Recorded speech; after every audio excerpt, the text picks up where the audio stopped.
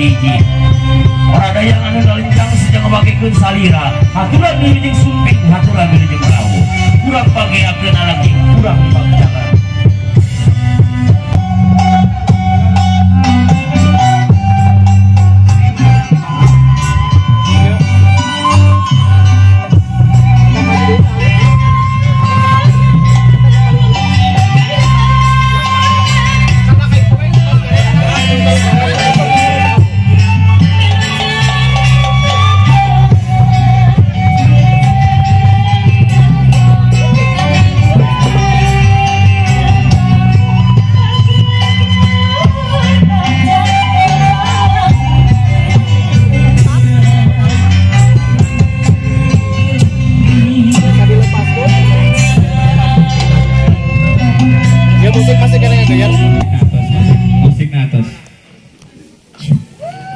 Kembali tentunya kami haturkan selamat datang untuk Anda rombongan keluarga besar dari Calon Mempelai Pria, keluarga besar dari Muhammad Restu Rahmatullah.